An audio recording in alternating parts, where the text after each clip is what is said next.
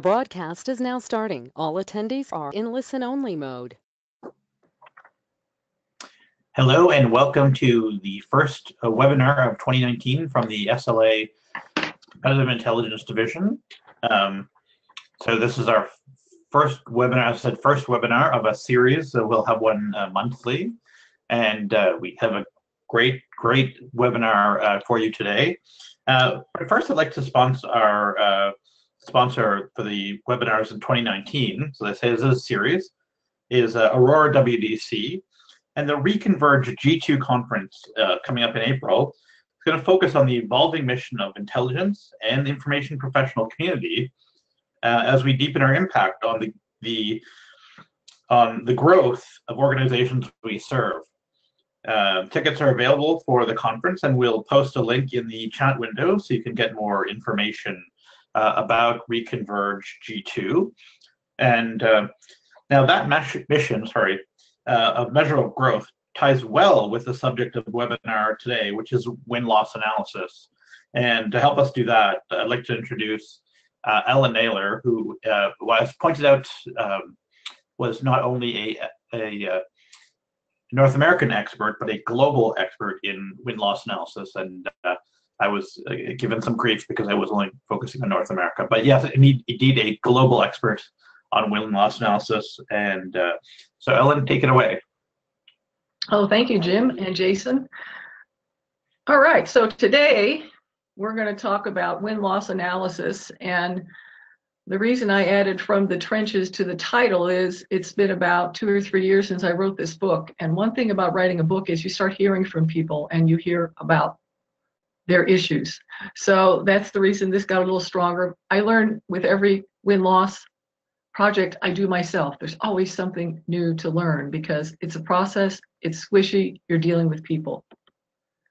So this is what we'll cover today. Definitions, for those of you who are less familiar with it, the 12-step process that I go through in my book, benefits of win-loss, what are the challenges, and I'll be picking through some of those 12 steps to go into a little deeper what those challenges are and how you can kind of get past them as well. 3 issues you must consider when you're setting up a program. Some myths of win-loss and execution that I keep hearing that are not right. And where to feed win-loss results, which is basically step 12 of the 12-step win-loss analysis process, which is change. Act and change from what you've learned. Okay, so we'll start out with definitions. What is win-loss analysis? It's the process really of interviewing your customers and those who chose a competitor after the buying decision has been made. And the reason that works so well is because it's after the buying decision has been made. They know you're not selling to them. You are there to listen. You make that very clear and explicit as you're reaching out to them. After you've done a number of interviews, say 10 or 20, whatever you decide is a good number for what you're trying to do, trying to find out, then you analyze those results and figure out, well, what are they telling me?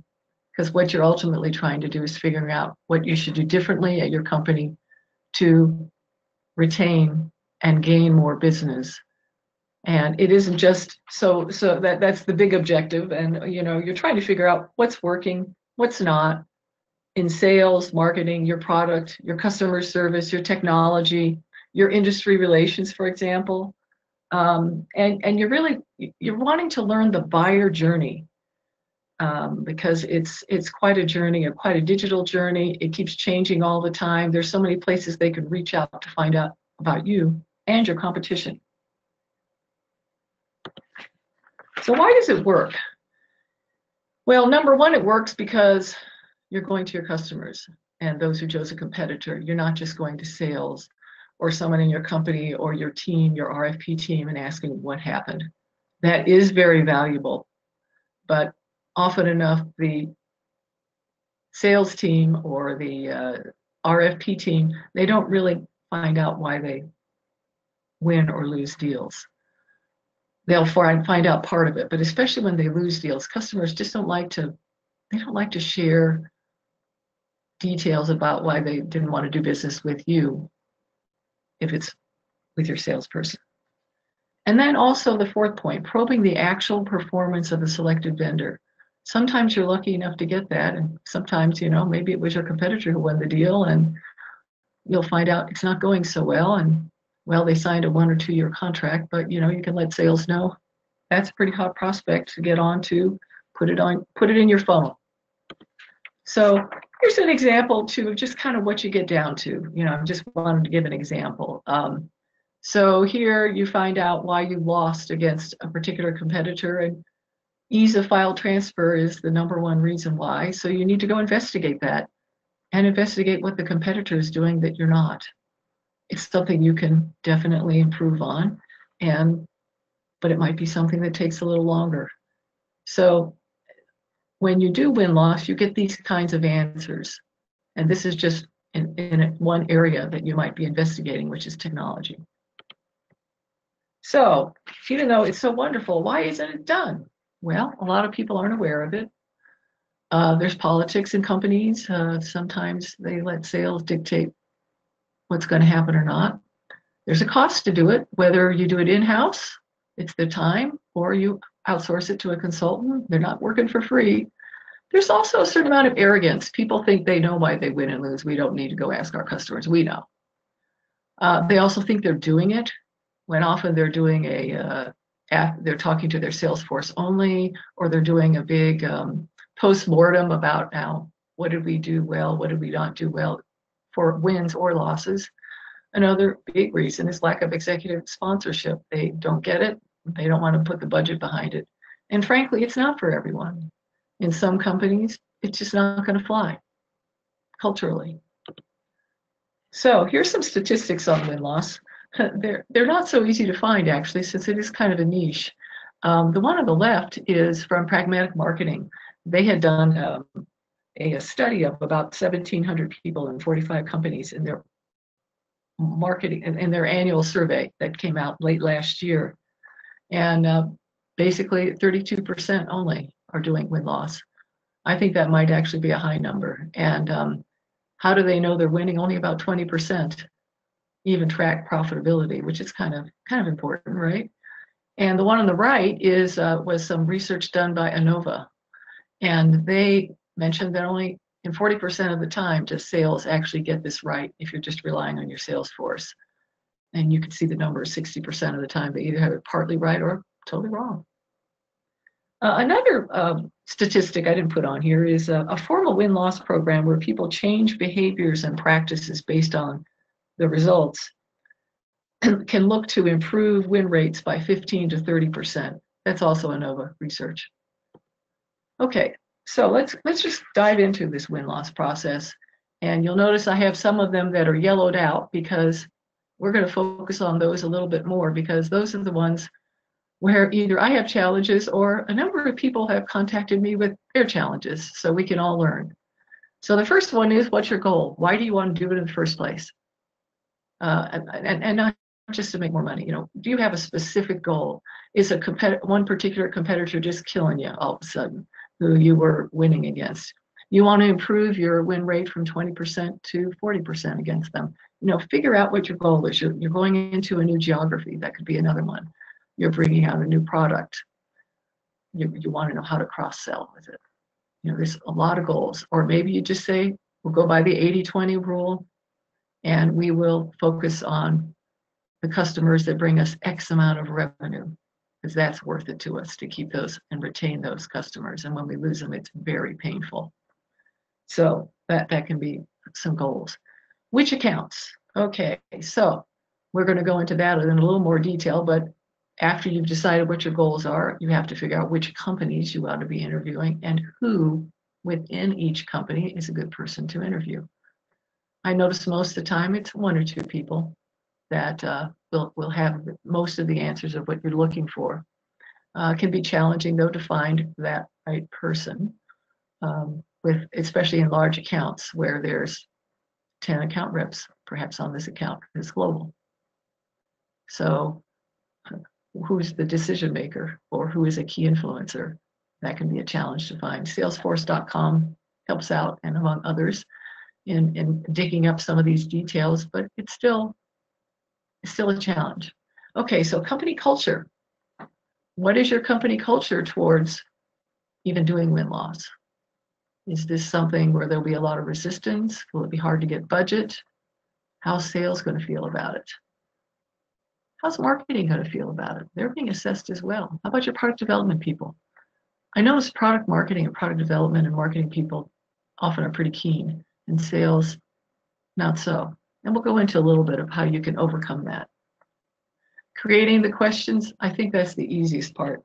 You have a discussion among functional areas in your company: sales, marketing, product development, analyst relations, if you're, if you deal with like the Gartner groups of the world, all the areas that are basically sort of going to prepare things that go out to the public, whether it's your customers, the industry, that's who you want to talk to. And it's not just about sales. Okay, connecting with sales. That's another issue that can be kind of challenging. In some cases, you actually don't connect with sales because it just doesn't work out culturally. You'll get the information from salesforce.com and about the account, and I'll be sharing some of that, but you won't have an opportunity to actually talk to the Salesforce. In some cases you do though, or at least you can email them and get a little more detail about the account and how they left it. And I notice most of the time they're pretty appreciative of that. So connecting with your customers, that's another one where there are challenges. You have to think about timing and be very organized and set up some kind of a spreadsheet or database so you keep track of who it is you've called when or emailed. Generally speaking, you start out with an email in North America and a lot of Europe as well, letting people know what you're up to, who the customer is, and what's in it for them. You may compensate them sometimes, and other times you don't. The compensation is you're going to learn as well, and we're going to improve our relationship with you, be a better business partner. But it can be challenging. There's a lot of details, and we'll go into that. Interviewing the customer. That could be challenging as well in terms of they cancel at the last minute. They don't all agree, of course, to an interview. If you're transparent about who your company is, they're more likely to agree to an interview.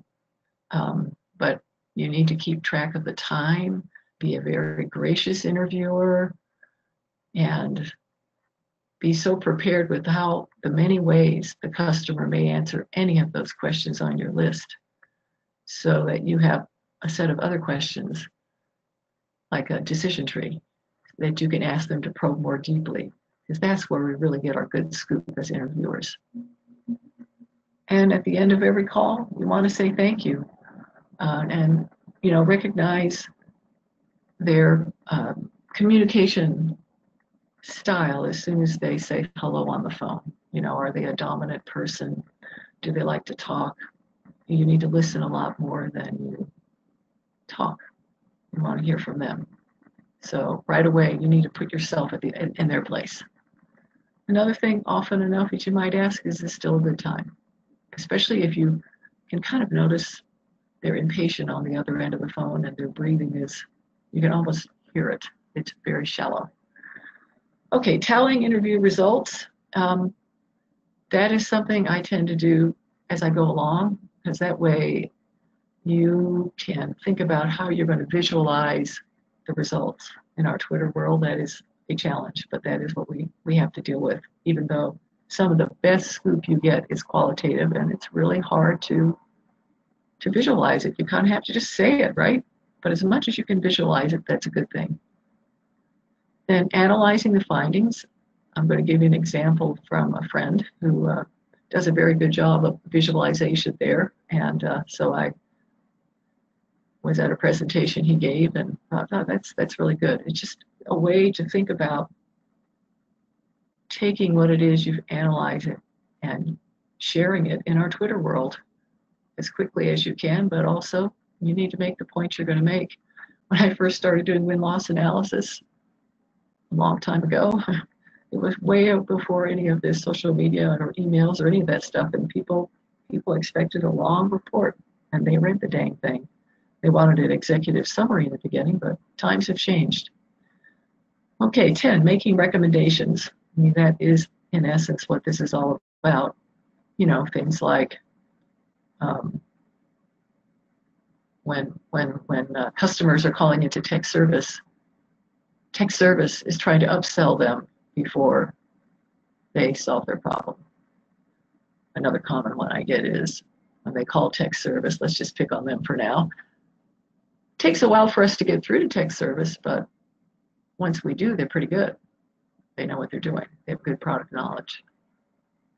Another one I get is, and so obviously that means you have to go to your tech people and have a little discussion, right?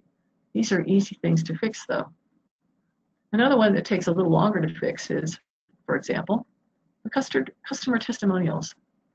You know, the one we were given, couple we were getting, they weren't very good. And I didn't feel like they knew your product very well. And they weren't in our same industry either. So, you know, the examples they gave weren't relevant to us. I've gotten that one as well. And so what a company might do is say, okay, we need to reassess all of our customer testimonials. And we need to do that periodically during the year, just to make sure, A, they're still at the company, B, you know, so somebody else isn't taking it in and who doesn't really know the product.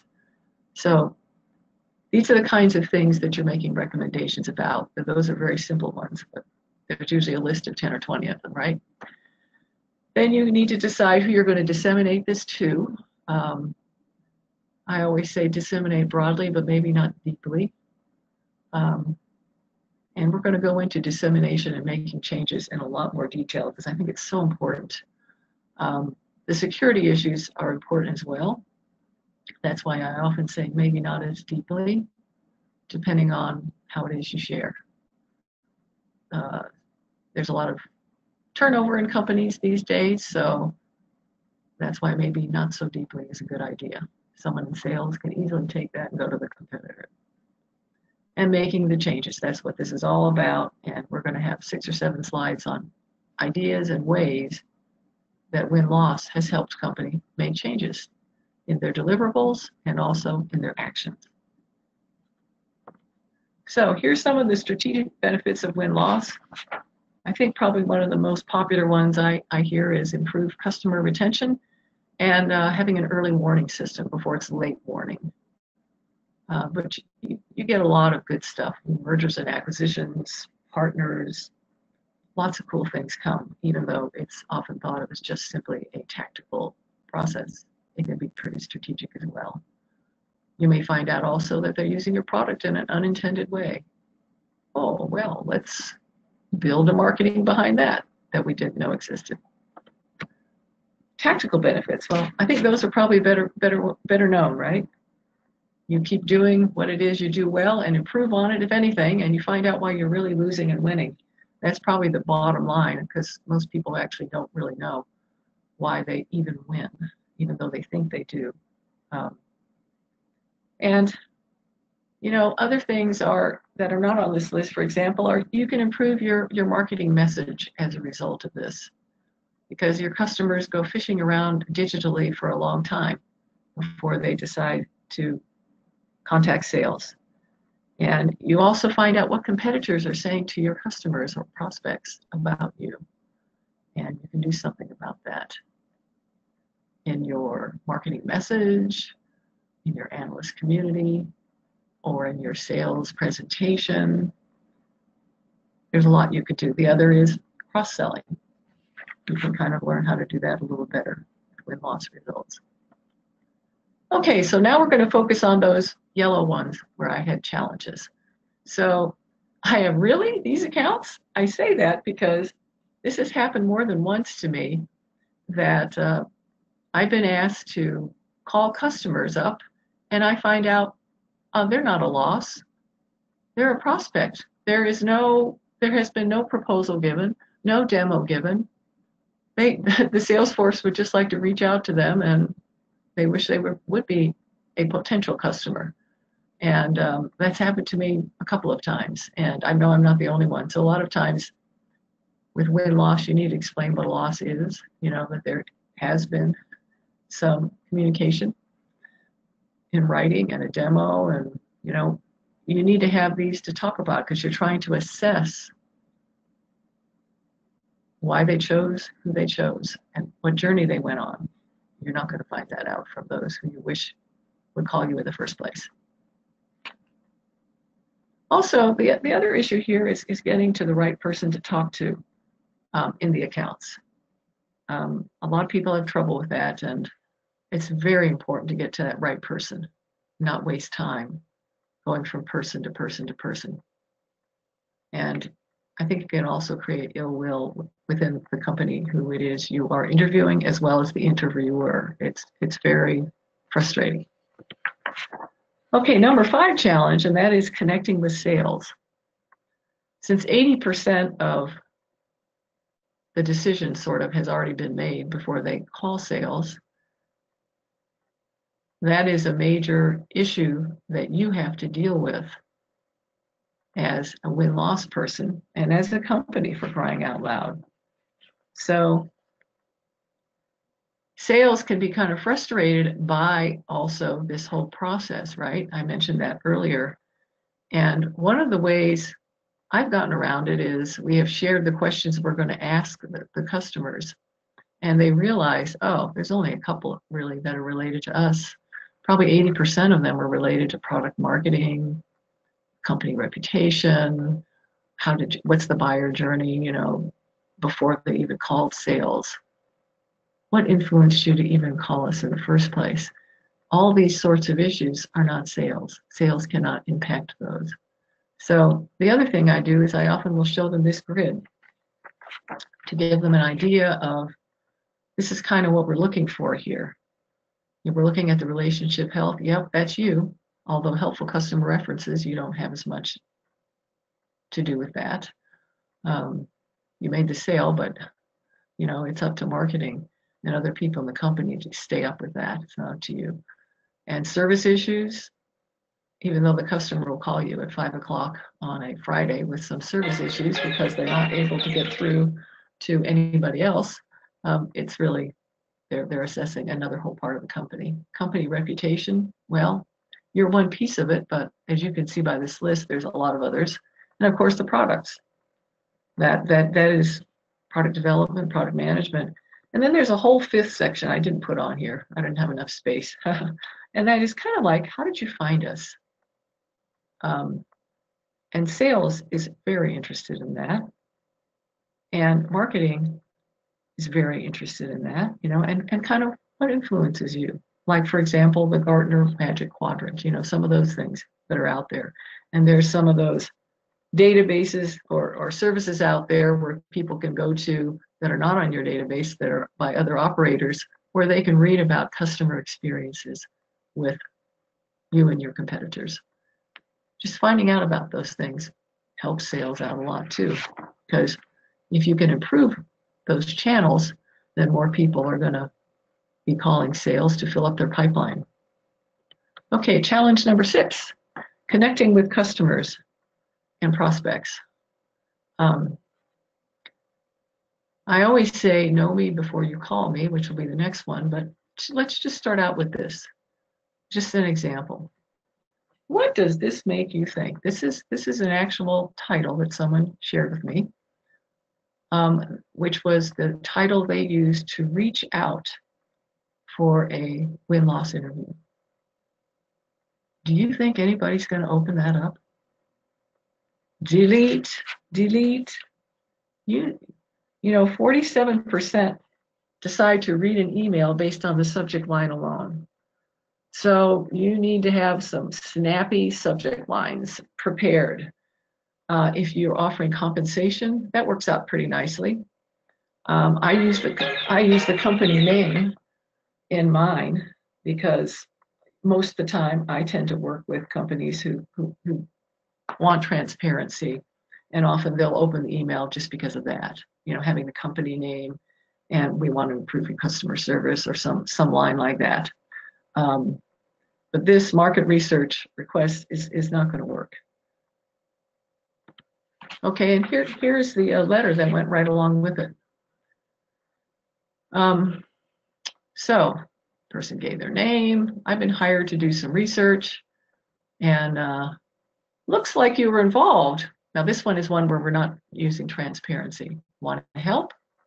And we offer $100 for your time, blah, blah, blah. Just a simple conversation. So they're trying to coach the person into doing this, but they're kind of missing the boat in terms of what's in it for the customer to give you their time. Why do they want to give you their time? Okay, I got the dollars and cents. But what about something like, we'd like to improve how we do business with our customers, or our customers are our best source of intelligence, and we're continually striving to improve our sales and marketing and products through your feedback. It's invaluable. We would like to improve our relationship with you and your company. You know, just think about that. And each case is a little different. I'm just throwing out some sort of generic things. And when it's not transparent, often I will say, and I understand you decided blah, blah, blah. I'll put the specifics of the actual deal in there because that way they know what it is, and they may have had several deals go on, so you want to make sure that that's right. And you know, we offer a $100 gift certificate. Well, I would have that actually in my title line if I were doing one, and my friend who does these blind all the time always has that $100 remuneration in his right there. Okay, so even so, though, he tells me he might get 1 out of 5 to say yes. You know, so it's pretty challenging. He has a strong value proposition to be talking to people. So, okay, so interviewing customers and prospects. Know me before you call me, and I'll go to what I look for from sales next, but also I often will go to LinkedIn and see if there's something I can find out about this person before I reach out to them. Maybe we went to the same college, we might have a similar hobby, there might be something. Or I might notice that the company just had a whiz-bang quarter. You know, just 1 or 2 little connections that show that you've done a little research or you've taken that time opens the doors. Then we're apt to say, oh, okay. You know, and there's studies that bear this out, especially in cold LinkedIn messages, that even if you just put 1 or 2 connecting lines that are just so simple, and if they're hiding, I'll go look at the company. If they're not on social media, and pick something out from there, or their profession. It's just not tough. Your calls can always be warmed up. Okay, the other reason they're warm is I get all this information before making the phone call. I want to know the name, contact title, email, phone number. I want to know the rep's name and how much money it is, the date, win-loss, and just a little detail about that win. And sometimes they don't know who they competed against when they lost the deal. And maybe they don't even know who they lost to. I just want to get some knowledge base before I pick up the phone. The customer these days expects you to know something about it, not to be so ignorant in a transparent phone call, that is. Okay, now I'm going to go to challenge number 9, which was analyzing the findings. And this comes from my friend Richard Case from PSP Enterprises, who does win-loss, and he prefers win-loss blind and has his reasons. But why I'm sharing this is you collect so much information when you do win-loss. I love how he shows it, what he's learned, and very quickly. You know, this is sort of like an executive summary of why you're winning and why you're losing. And from there, you can go into a lot more detail, but it's nice to just think about, how can I visually show my executive summary? Okay, so 3 must considerations for win-loss, and we'll go into step 12 later, the actionable part. So there's 3 things to think about. Do you disclose who the company is? Yes or no, and why? Do you do it in-house or do you outsource it? And the whole security issue. So the company disclosure, I prefer disclosing who the company is. And the reason I like doing it is because I think it's a marketing touch point that's very valuable. People who prefer for transparency say it's much more neutral. It does take me longer to get through, but they'll be more neutral because they don't know who the customer is. I've done those too, and I've noticed though they're trying to think who that customer might be. It's just human nature. I've been cold calling for years, so that I'm not totally sold on that. But the other thing is, on the negative side for the transparency is, if sales gets too involved, they'll be telling their customer what to tell you. And I've had that happen too. However, you can see right through it and you can say a thing or two like, well, this is really strange. Why would you say that? Or, you can work your way around it, but that does happen sometimes. They're cherry picked, this sort of thing. So you need to also discuss that with the company, just saying, now we want customers we can really learn from. We don't want you to pick customers that you've already talked to so much that you really know what's on their mind. We want customers who are going to give us the thin skinny about what happened and how they got there and how they made their decision. So pros and cons, right? Two sides to everything. In-house versus third party. Well, in-house is obviously less expensive. As you can see from previous charts, you don't want sales doing it. So someone in competitive intelligence is usually pretty good at interviewing, right? So are people in market research, just people who are trained to be good interviewers, good listeners, would be the ones to do this sort of thing. So the plus is, you've already got them in-house. They understand your culture. They understand your products, your services, but they're also biased, more so than a third party would be. Everybody's biased, so is the third party, but less so because they're not inculcated with your culture. They're not in there. So third party, the plus to that is you get a neutral party. The customers seem to be more open, even though they know, in my case, I'm transparent. They know who the ultimate client is, but they still talk anyway, and the key is to, a lot of times third parties interview for a living, so a lot of times they have more practice at it. As my husband, who is a painter, says, hours on the brush. My attitude is hours on the phone, or however you're conducting these interviews. You just get better at it over time. You learn to discover immediately what type of person you're talking to and make them at ease more quickly. But that's not to say people in-house can't do that too. And the third party, of course, is going to charge money. And you have to decide, do you want to pay someone who probably will learn more, or do you want to do it in-house and you're still going to learn a lot, but is this how you want them to spend their time? So those are kind of the trade-offs. And security is just an issue you need to think about so much today. I just was looking at getting a new computer and looking at all the security angles I need to have in order to have a secure computer. It's mind-boggling because of all the hacking that goes on, right? But with win-loss, it is pretty proprietary information, the detail behind it. But looking at Richard's slide right here, I would be tempted to share that pretty broadly. That's okay. But going deeply into it all, maybe not. And you have to decide what your company culture is and how you want to do this. But security, sometimes people do lose their jobs based on the outcomes of win-loss analysis. Usually they don't. Usually they've lost their job because they're not doing a good job, particularly in sales. That's up to the sales manager, not to win-loss. Okay, win-loss myths. There's a couple of them that I hear repeatedly. One is that it's quick to implement. It's not. We just went through those 12 steps. Don't rush it. And you have to be persistent to get through to these customers that you want to interview. That takes time to get on their calendar. I know one time, I think it took me 2 months to get on the calendar for a call I wanted to make, but I knew this was a really important call. I could just sense they were very unhappy and they both wanted to be on the call at the same time. Yes, I had to hold the phone about a foot away. They went back and forth. They were so angry. But then once we got through the anger, we got somewhere. So, some people say, oh, I just reach out 3 times and then I'm done. No, you need to be persistent. You don't want to be a pest, so you don't want to send them an email every single day.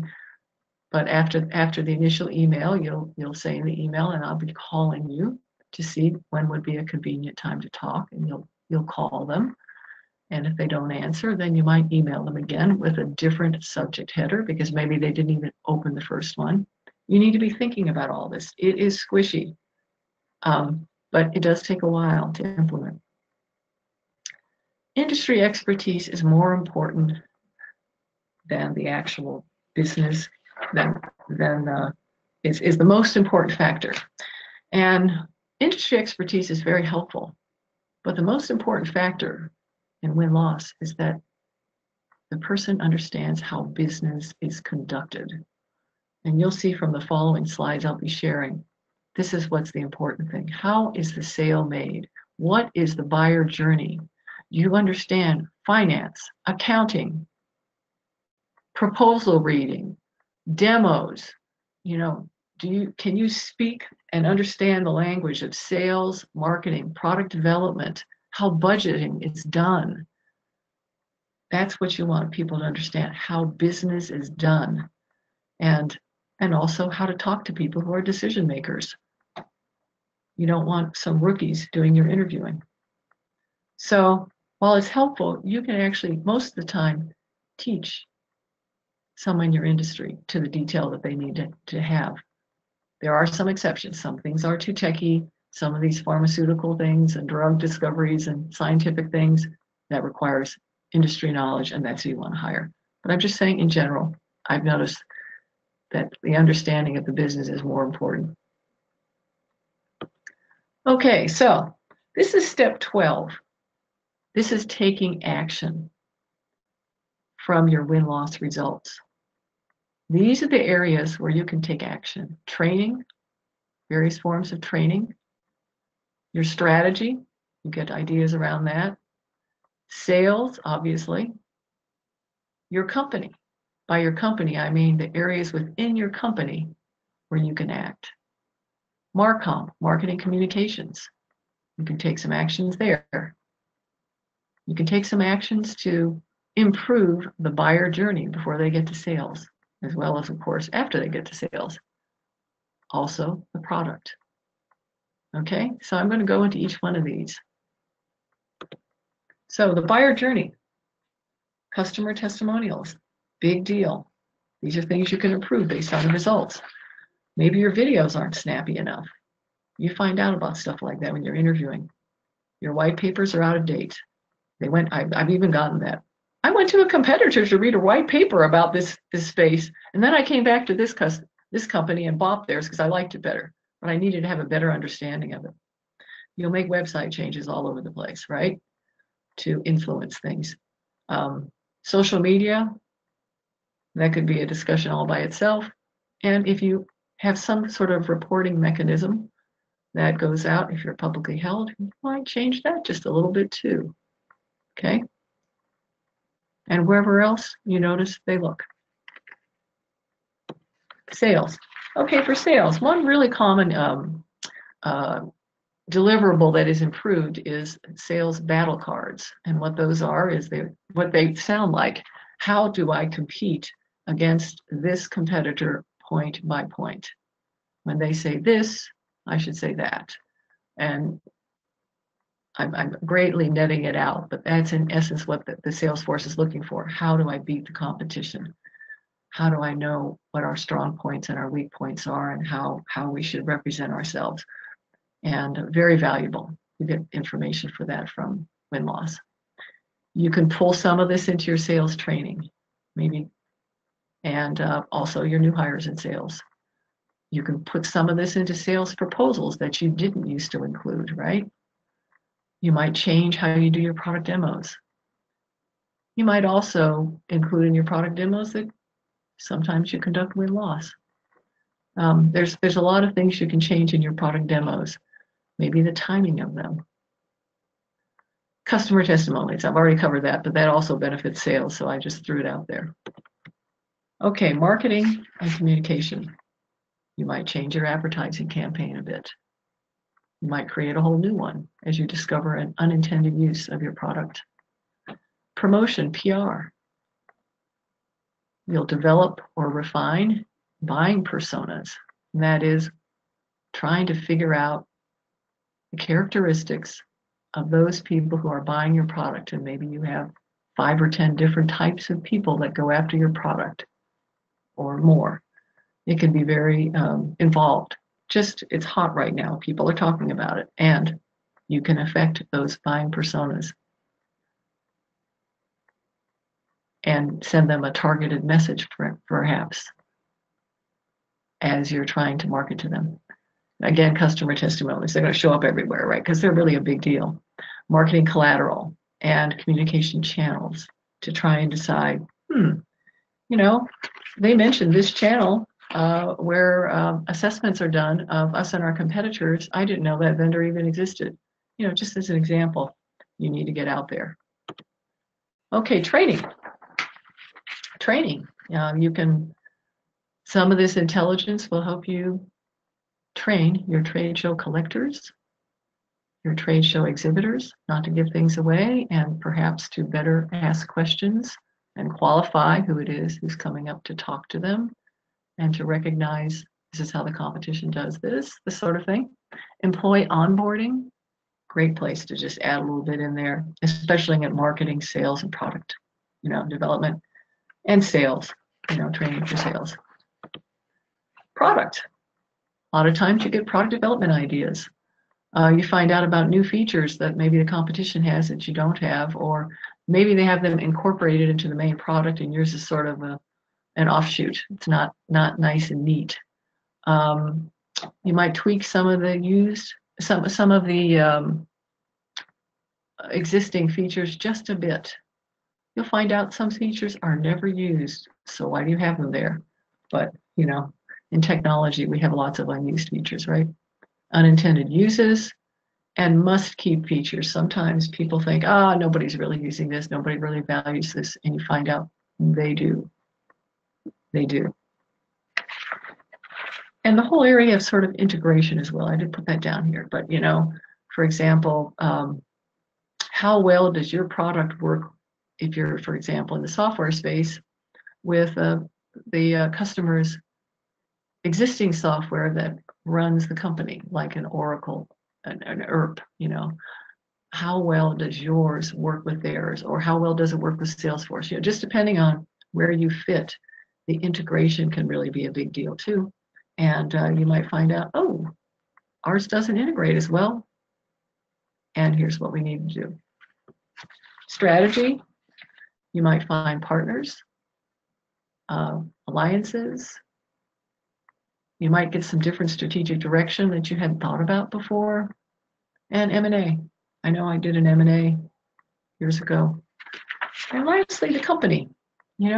Just to think about all the areas within your company that are just the real obvious no-brainer ones, where when you make changes in win-loss, you will improve your operation, which means you'll reduce your cost, or you'll actually improve sales.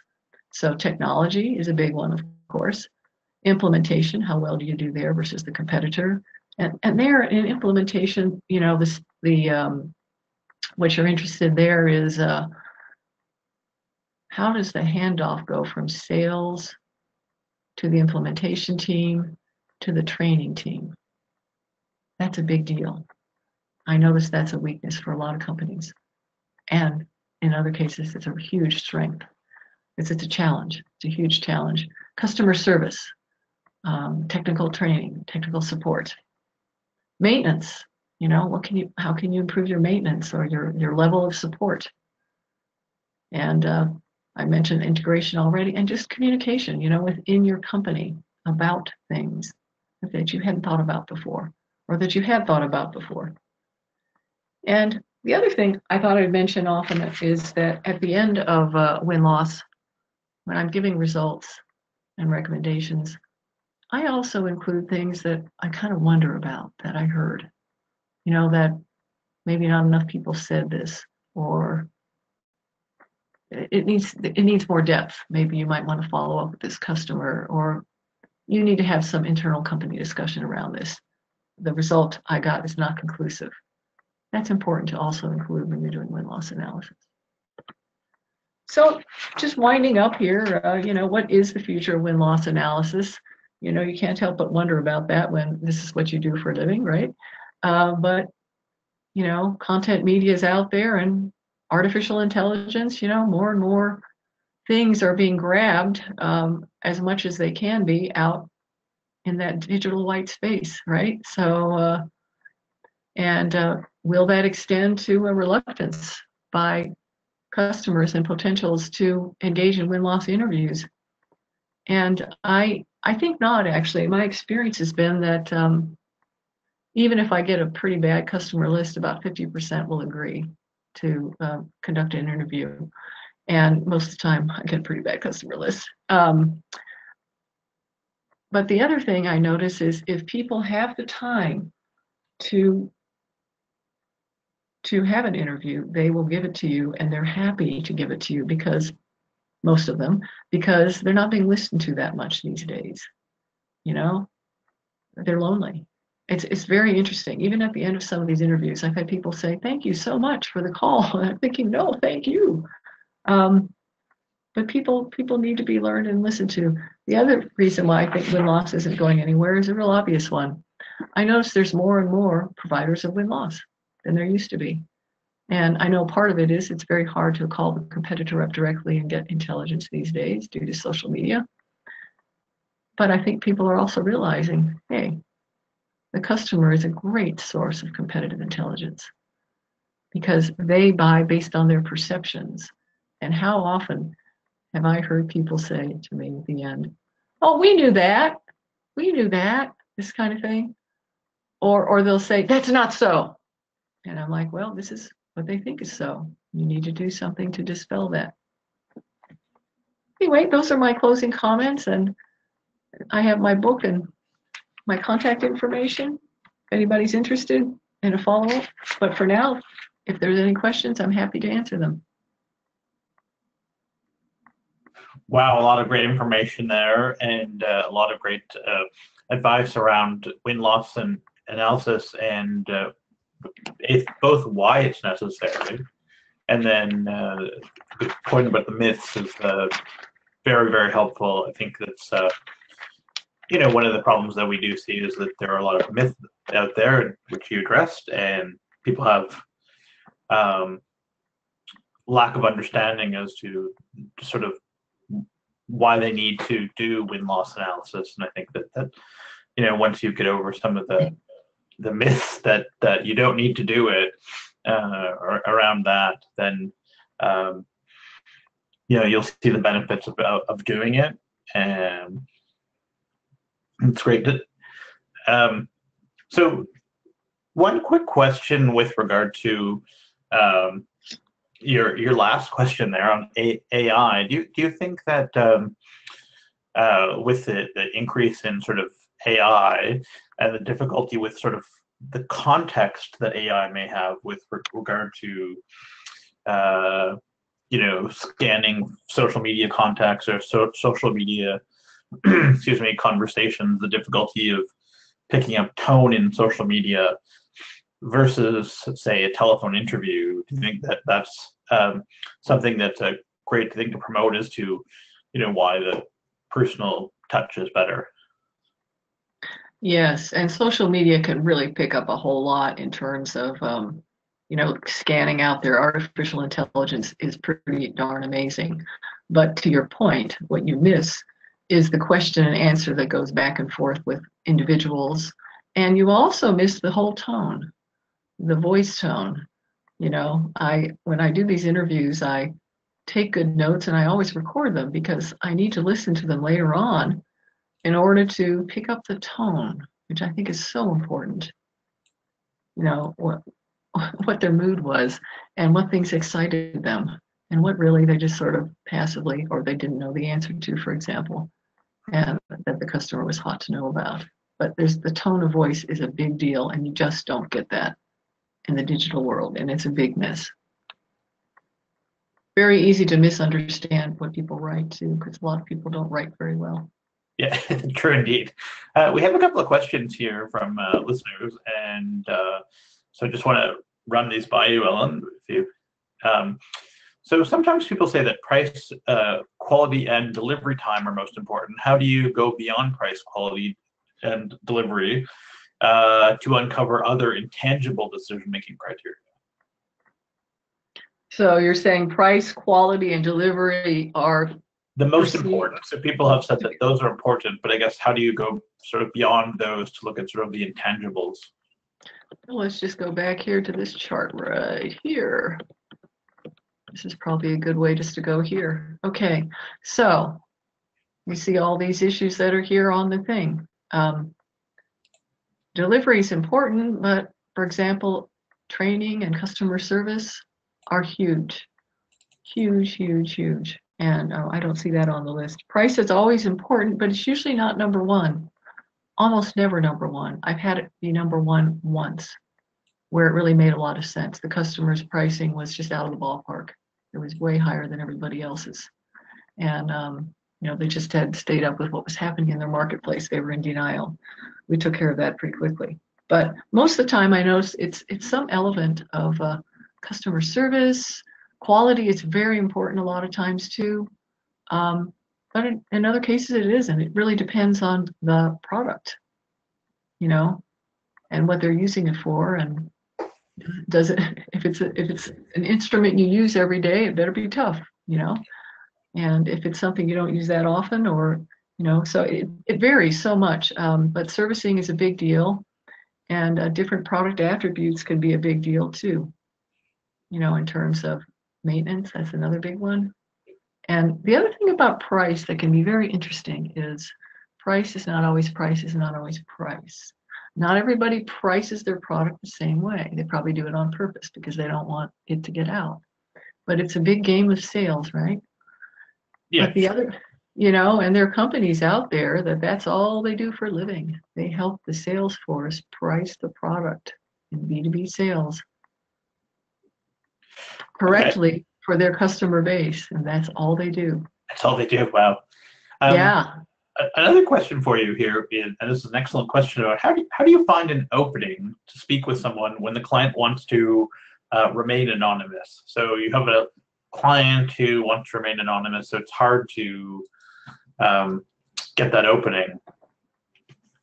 Well, what might work is, I'm working with a client in your business X, whatever it is, and I understand you have been involved in a sale recently. We are interested in improving our customer service, and the best way we can do that is through customers like you. Something like that works just fine. No, that's excellent. I mean, that's the thing. It's when it's anonymous like that, and the client wants to. I think there's a lot of general sort of speak that you can use for sure. That would be able to give you a good leeway. And I think that also goes to the point you said about, sorry, when you go back to the email that you were sent with the market research request. I mean, to actually say this is why we're doing it. And I think that helps to give you that opening to interview people. Right. The other thing is a lot of times when you interview people blindly, some compensation is a good idea too, because you're taking their time, but you're not telling them exactly why. Right. And another thing that sometimes helps is you'll offer to share some of the results. In what percentage of work would, or surveys would you actually share the results that, I guess, from a analyst perspective? I guess obviously it depends on who your client is, but do you find that clients are fairly good about sharing the results, or are they very more secretive about it? Sharing results within their company, you mean? Or with the participants? I guess I'm not quite following you. So if you did a number of surveys or interviews, say with 10 people, would you share the results with those 10 people, or would you just do it with the client itself? Oh, I would, and you're referring to if I didn't identify who the company is and I offered to share something? Oh, I would share just the top level one pager with them. With Yeah, them. if I had to. And there's a lot of them that will do it without that. But Right. that can be something else in your back pocket, thinking, well, gee, it's hard to get people to say yes because people are busy. Some people feel like that's playing games, you know. So they're less apt to even do it at all. They're like, well, gosh, I am so busy. I need to know who it is that wants to talk to me. You know, come on. So. Yep. I know what you mean. We have enough trouble with people when we're transparent, you know, getting them to take time, because time is really of the essence these days, as you know. So there has to be a good reason for them to want to spend the time with you. That's what it comes down to. Yep, true indeed. True indeed. Well, that is an excellent presentation, and again, I want to thank you very much for your time and your expertise with regard to win-loss analysis, and that is quite the expertise. And I just wanted to say that within our comment section here, we have a number of people that loved your book and think it's a great resource. So I'm going to plug your book as well. It is an excellent resource as far as win-loss analysis, and so there it is. You should all run out to get it. As well, I just want to make a number of announcements on behalf of the CI division, and we're actually looking for some feedback as well. So we're actually have a short engagement survey, and I'll put out in the chat window a link that you'd be able to answer our survey to help better serve people that are what our programming is with regards to webinars and our conference programming and special events that we may have from time to time. So if you could help with that, that would be great.